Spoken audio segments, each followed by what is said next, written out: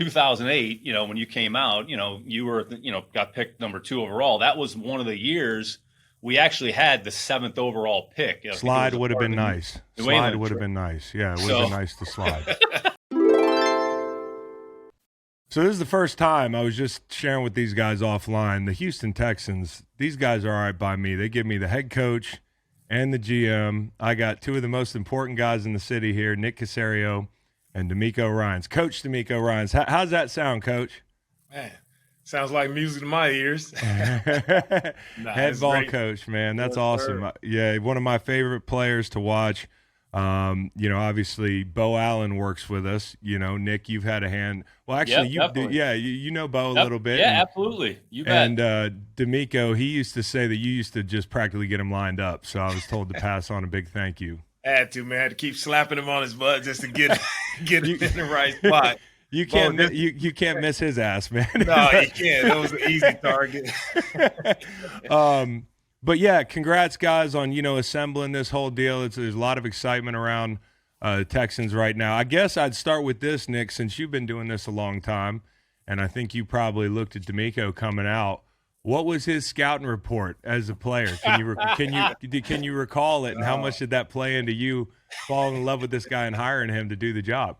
It's funny you bring all that up, Chris. I'm getting old. Like you, Bo Allen, DeMeco. Yeah. It's funny.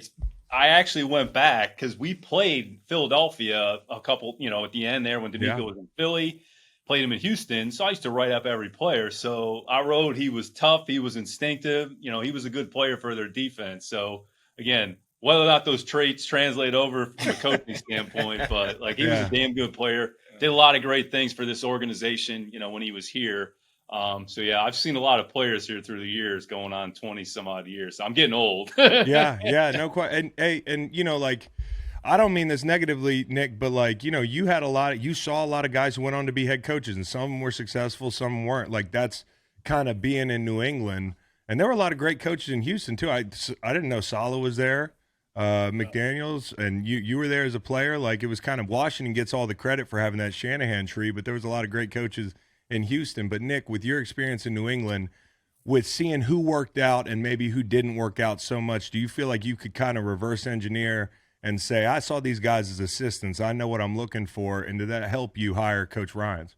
Yeah, look, I think every situation is going to be different. The most important thing for any coach or player, they just got to be who they are, and they have to be true to themselves. And that's the most important thing. You can't reduplicate a program, take a program, lift it up, and put it into another building. I think you take certain core principles and try to apply them, but people are people. We're in a football business, but we're in a people business. So the person is as important as anything else. And I think DeMeco and I, the more we got to know one another, again, we didn't know each other really that well. We knew of each other, but the more time we've spent around each other, I'd say we have a lot of similarities philosophically, and we believe in a lot of same things. And really, I look at my role as a supporting role to try to support DeMeco and the staff and try to provide him all the tools and resources that he needs, because in the end, we're only going to be as good as everybody that's in the building. DeMeco has talked about this, and I think we share the same belief. It's about the team. It's not about one person. It's not about one player. And what I have to do is, when I came into this situation, is some of it you have to adjust and modify as you go, right? And you take some of the things that are core to what you believe, see if you can apply them, but then you have to adapt and adjust to the circumstance. And I think that's what we're going to try to do. Coach, what's it like, putting that shirt on and being the head ball coach at the place that drafted you, and you played so many years? I know you've been asked, but as a player, I can't imagine it. How did it feel when they closed that deal?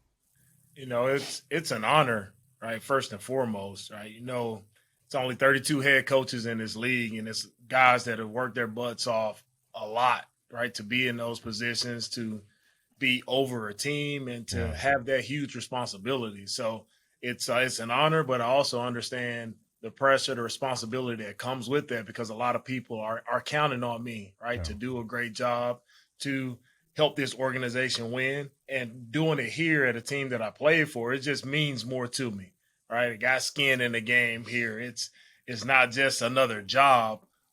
It's a place that I truly care about. I care about the city of Houston. I care about us producing a winner here in Houston, because I know how hungry the fans are here to have that winner, and they deserve it. So, and I just want to be a part, right? I'm one part of a small part in the equation of us all, as Nick talked about, working together to provide that winning organization for the city of Houston. And, you know, being a former player, we just had Dan Campbell on last week, and I asked him this because I do think being a former player, you have certain edges, you know, over some other coaches. And then maybe some things that being a former player can get you in trouble sometimes because you revert back to that player mentality.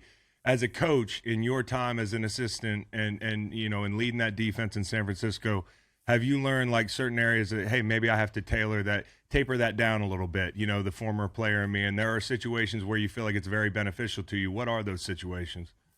Yeah, I would say first, in situations where I've learned where I had to kind of tone it down, where I may have been like too aggressive with guys, especially new age guys. I probably came off a little too hard, a little too aggressive, and a lot of guys will probably tell you they didn't like me as a coach, you know, to start out because I was so hard on those guys. So I had to learn, right, a real balance. And that's why I think I've grown as a coach, learn that balance of how to deal with the younger generation, younger guys, how to deal with them, right? More encouragement, more positive, more upbeat with these guys.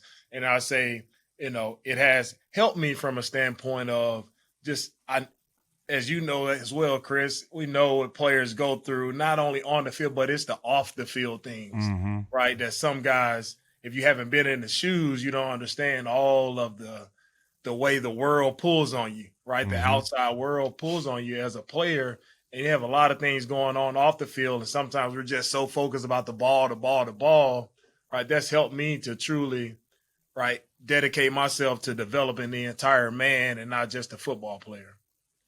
Coach Saleh, man, you know, you guys seem to have a great relationship. Obviously, he's a great ball coach, and he's gotten, you know, some time under his belt as a head football coach, which is obviously very different than coordinating and being an assistant coach. Have you leaned on him, and what advice has he given you that might be valuable? And at what point does he not give you advice anymore? Yeah, I leaned on Saleh a lot, man. Same, being a defensive head coach is first and foremost. There's not many defensive head coaches in the league. So lean on him from that perspective. But also the biggest advice Saleh told me, kind of what Nick alluded to as well, is, hey, man, do it your way and just be yourself. Right, you be yourself. That's what's gotten you to this point. You don't have to change and try to be someone else. Just be yourself, and you're gonna do just fine. So that's the best advice I've received from him.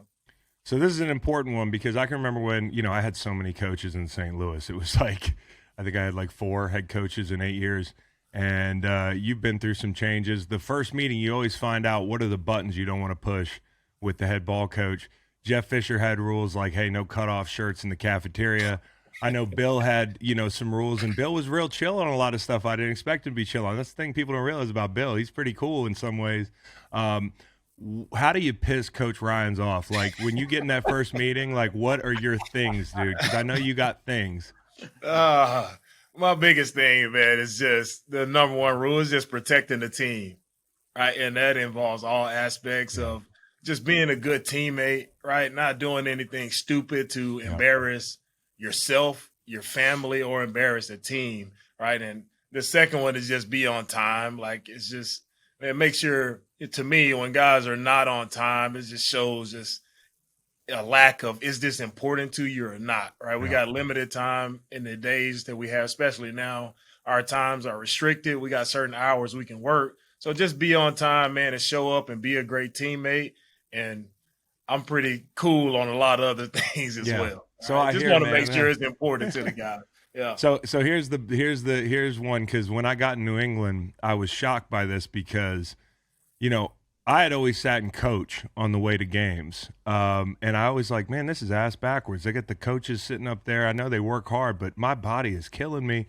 I'm in a coach seat crammed next to Lane Johnson or something, you know, and I get to New England, and the greatest head football coach of all time is sitting in coach with the rest of the staff. And I'm wondering, are you going to have some of the vets in first class? Are you going to make them earn their first class seats? Where do we land on this, Coach?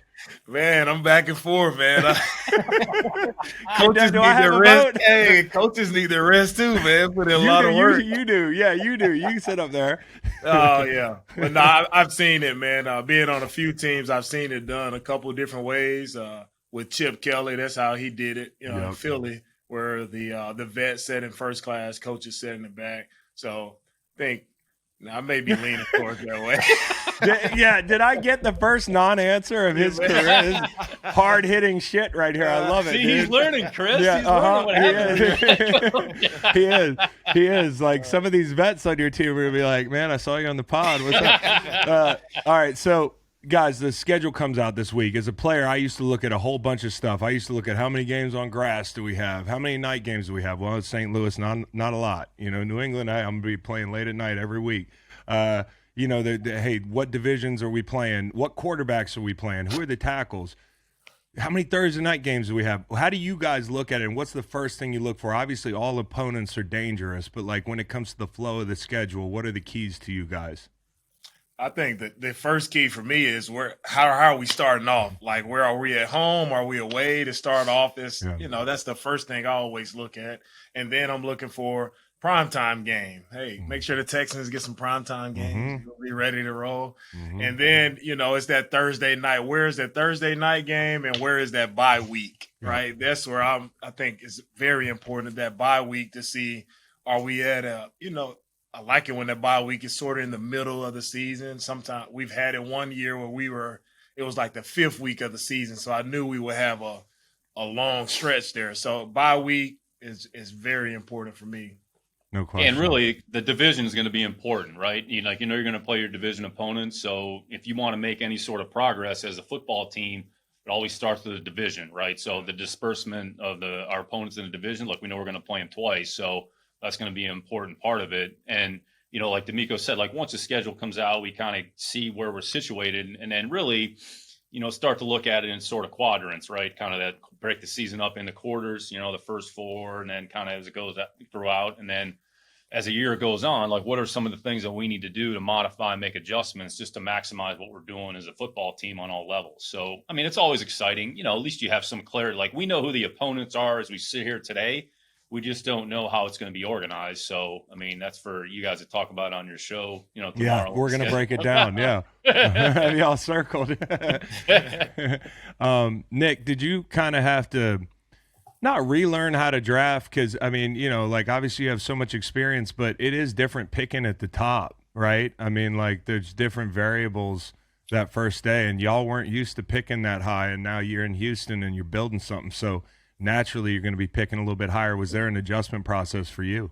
Yeah, there's always different variables. I mean, the first year we were here, we didn't have a first or second round pick. So there was 65, 70 players that were just going to go by the wayside. Last year we were a little bit, better position. This year we had a little bit more flexibility and ammunition.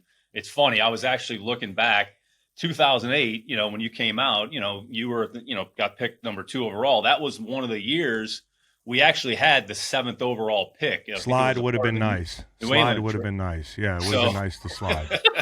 So we had 7. And then, I was telling DeMeco this morning, like we made like the, secret workout trip out to Charlottesville to work you out the week of the draft. Yeah, we grow. So we did that. I mean, Matt Grove picks us up at the airport. So it's kind of funny. But then when you pick high in the draft, it's going to just open you up to more players that are available, right? Yep. If you're picking a little bit later, there's more than likely going to be 15 to 20 that, all right, you're going to evaluate everybody, but just realistically having the opportunity to get those players. So I'd say we've been positioned over the last 2 years, kind of the same 2, 3, 13, 14, somewhere in that range.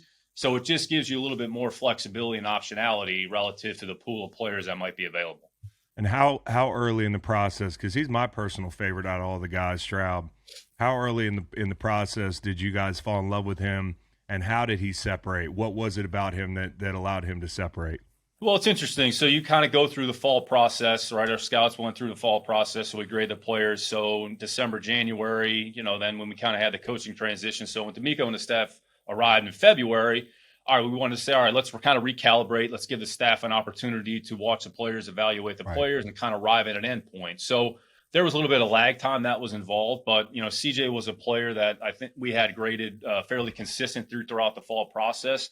And really from, call it February, March, April, that's really the opportunity that you have to maximize the opportunity, the ability to get to really know a player, right? Right. You can watch a player, what he's doing. You can get information from the school, what they're telling you. But until you actually have a one-on-one interaction and you could sort of get a sense and a feel for who the person is, like that's hard to do, right? So as we went through the process, we talked to CJ at the combine, sort of a quick, and that combine really, it's a quick 15, 20-minute intro. You're not making a decision based off of that. I mean, if you are, you're kind of ignorant, but it's kind of a starting point. And with the underclassmen, that's really the first touch point. So combine, all right, then we knew we were probably going to bring, a group of players in for 30-man visits. We started those in March. CJ came through the door, had a good visit, and we kind of try to simulate the day to the best of our ability from start to finish. Here's who you're going to interact with. Here's who you're going to be involved on a day-to-day. And you get different perspectives from literally each area of the football operation. At the end of the day, say, all right, what did we all think? Because you're looking for consistency across the board. So the more we kind of dove deep, the more we spent time with him, like we were comfortable, we liked the player, and then we put it all together. And again, just his competitiveness, I would say his drive, his leadership starts to really come out of him a little bit when you're around him. Like this guy cares about football. He cares about winning. He wants to be great. And, there's going to be steps along the way that he's going to have to certainly take. And, we're going to be a big part of that, hopefully to help him. How much did his performance, against Georgia elevate his status for you guys? Because I feel like, you can evaluate people on how they play week in and week out against the Northwesterns of the world, but there's 7 guys on that defense. Basically, they're going to play in the NFL. How does that game in the upper echelon of the competition that he faced? How much more does that weigh? Yeah, and it's funny, Chris. We talked a lot about that. DeMeco and I talked a lot about that. And sometimes you get so caught up in maybe one game or one exposure, which is important, but you have to look at the overall arc. And I think the one thing that you saw from him and even their team a little bit was improvement from the beginning of the year, because they didn't play that well against Notre Dame. No. So they didn't play well against Notre Dame. They won the game. Then they struggled against Oregon and lost the game. So they're kind of in this position like, all right, how's this going to go? And then as the year went on, they improved. And then from the end of the season, from the Michigan game until they played Georgia, collectively as a team, they probably had an opportunity to really improve and really spend time on getting ready to play a good team. So you got to be careful about putting so much in that game. Now, he played well. They played well as a team offensively. They scored however many points they scored. But you have to be careful of using sort of one data point to make that, allow that to just drive your overall decisions. But in the end, you take everything holistically. You try to put it all together and say, all right, this is what we have in the end, and we're comfortable with it, and then we're going to move forward. How do you think, having the one dude, we know who we're talking about, Brady, for a number of years in New England, helped you or maybe hurt you because you didn't have to go through this process a lot where you guys had to reset at quarterback? I know you took some guys up high maybe to support or back him up, but, on that side of things, and then also, like, what did you learn from Brady as a young player as you apply some thinking to how you're going to roll CJ Stroud out and, how to best maximize his talent early and not burn him out? Yeah, each player is different. So you have to take the individual and figure out what you feed them and just kind of look at their arc of development as they go. And, you had the good fortune of being around Tom. I think from the beginning of his career, like nobody really talks much about this, but in 2000, he was the 4th string quarterback. I wasn't even in New England, he was literally the 4th string quarterback, but he would do things on his own, go in the bubble, take the practice squad receivers, go through the script. So I think you saw the drive and motivation and the work ethic were there.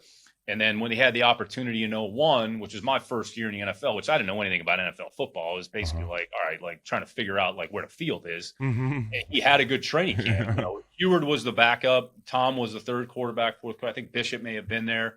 And he earned the job as the backup to Drew. And then when Drew got hurt, and then kind of the rest is history. But I think the work ethic, the drive, the focus, and the motivation, and the competitiveness to continually get better is really what separated him probably from other players, not only at his position, but across positions. So again, every player is going to be different. There's only one Tom, just like there's only one CJ, but that position, you're looking for certain qualities for that individual to possess, understanding it's arguably the hardest position to play in sports, and it's not going to happen overnight. So it's going to take a lot of purposeful work from a lot of people organizationally, But you're looking for certain criteria or dynamics, and you say, all right, you know what? There's some elements that, okay, we can sort of build around, but that position, like you almost have to each year just have an understanding of the players, of the position in its entirety, so you can make a good decision. Because, I mean, realistically, and DeMeco and I have talked about this, you almost need like 2 quarterbacks on your team,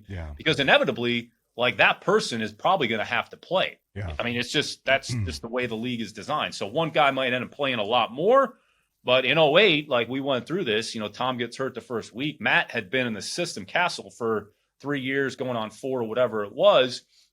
And he took advantage of his opportunity and he went out and played pretty good football. So the team dynamic, the team element is important. So, and then take the individual and then kind of nurse him along the way and then put him in the best position possible that he can maximize himself. One of my favorite players to watch, Dameon Pierce. This guy, he got 250 touches last year. I think he played 13 games or something like that. It's a lot. He's a workhorse. I mean, and I know you might want to lean on him to try to, ease whoever it is into a good situation at quarterback. How do you approach having maybe a special running back on a rookie deal? Do you say, hey, he's just gonna be a workhorse, or do you spell him? Do you look to be a little bit more running back by committee because you have something special and you want him to last the entirety of that first contract and maybe beyond? Yeah, I think it all starts, Chris, with the offensive line, right? And those guys, being dominant as they can be up front, right? Allowing us to run the ball, and you want to run it like by committee. You don't want to wear one guy out and just run him in the ground. If we can run it by committee, right, and have some help for Dameon. We know Dameon is a great player, physical, tough player.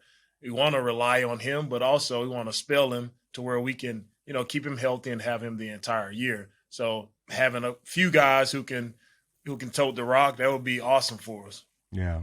And then obviously the big splash is Will Anderson. Bama guy, no shock here, and in New England, by the way, y'all drafted a lot of Bama players. I don't know if it's going to be Bama West in Houston, but, like you guys move up to get this kid.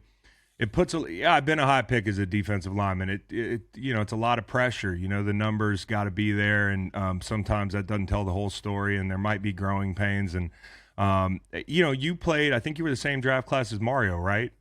Yep. And Mario, I don't think gets enough credit for the great career that he had. I mean, look at his numbers. I mean, he was unbelievable. I think he had 5 double-digit years. He was up around 100 sacks. Great player. But you saw the pressure, I'm sure, and kind of how that might affected his development positively or negatively. How would you handle that part of the situation with Will? Because he's going to be under a lot of pressure. Yeah, that was the first thing I think talking with Will when I met with him in a 30 visit, whether it was with us or with another team, I just told him, like, hey, man, there is no pressure, right? Don't get caught up in what the outside world tells you about this pressure, and you have to have a certain number of sacks, and get that out of your mind. The only thing you need to focus on is just perfecting your craft and improving and getting better every day. Right. If you do that and you're a good teammate, you help your team. There should be others around you. It's not just going to be about one person. And that's the same for Will. It's not about just him, but surrounding him with other guys around him. Like the best D-lines have multiple guys who can get after the quarterback and rush together. That's what makes a D-lineman successful. You can't just go out there and do it on your own. So I told him from the jump, there is no pressure. Just come in, be who you've been at Bama, right? Everyone there has spoken well about Will, right? The leader that he is, the type of work ethic that he has. Just continue to be that guy, and he'll do well in the league. Yeah, and, the necessity of building with a lot of picks versus the necessity of trying to land a transformational player. How much was that talked about with you guys? Because, you are in a building stage, and, you gave up a lot to get this one guy. Could have had some more picks. How did that conversation go, and what was the timeline of making this trade?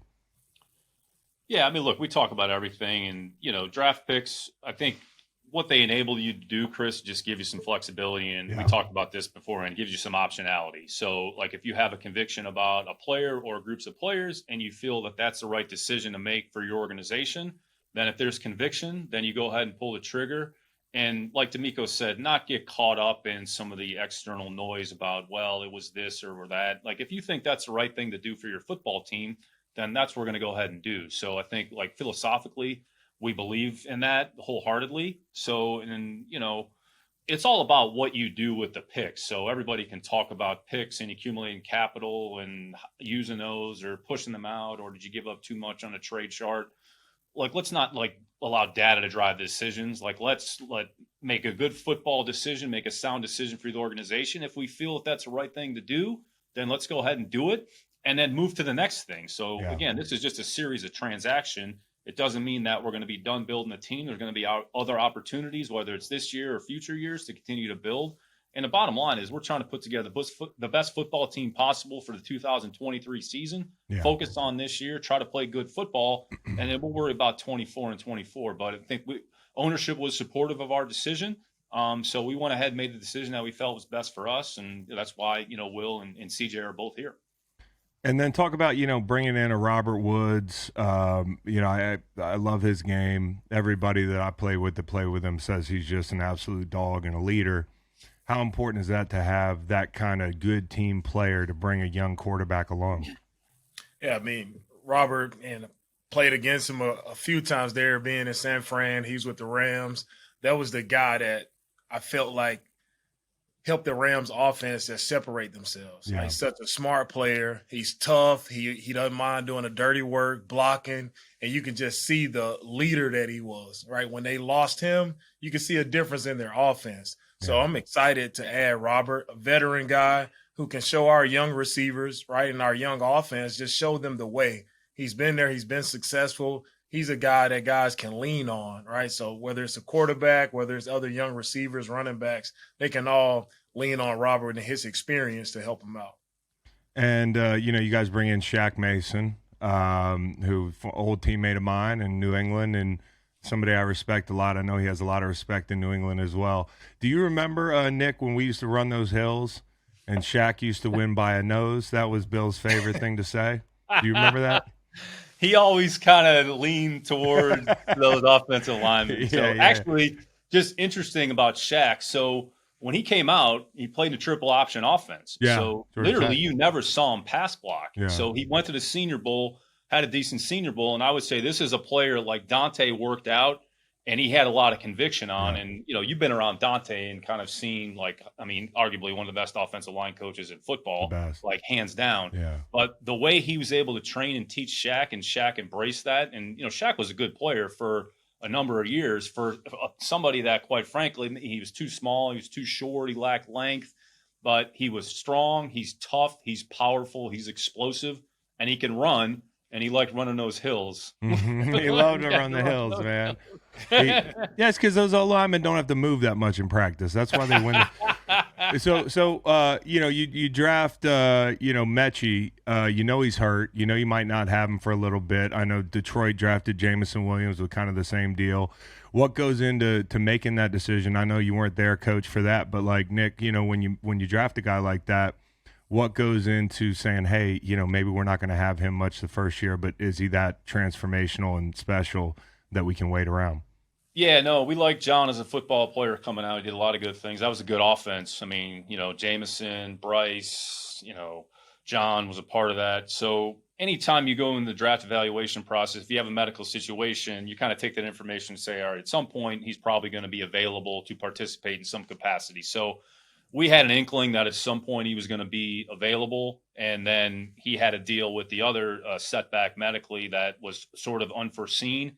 I would say it was a situation where our medical staff did an unbelievable job. It kind of happened in the June sort of window where you're out of the facility and everybody's kind of on their own for the summer. So it was a setback, but, John handled it as well as he possibly could have.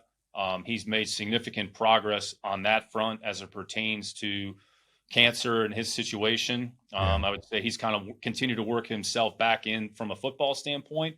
And, DeMeco and I have talked about this for the spring. The most important thing is for our players to just be ready to go for training camp. So whatever their situation or program is, but say John was very tough-minded, very competitive, very driven, loved football. And he had a certain skill set that we thought there were some things that were appealing, which is why we went ahead and drafted him when we did.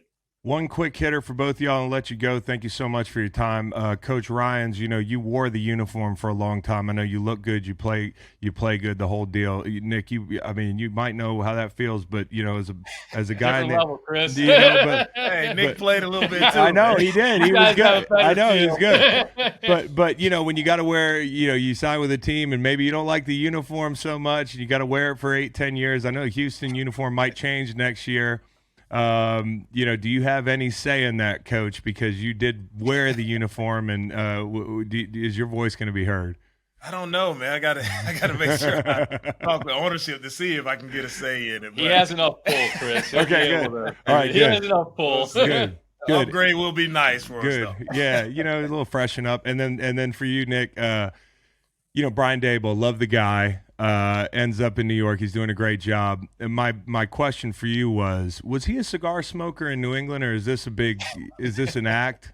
I think he's turned over a new leaf relative to cigar smoking. I don't know if he smoked that many cigars when he was in New England, but I love Dave's. Dave's is a guy's guy, man. And Dave's is a ball coach. Yeah. He's very smart. And, credit to him and Joe for what they're doing up there, what they're kind of building. So hopefully that's a good template, something that, we can follow and build our own, put our own stamp on it down here in Houston.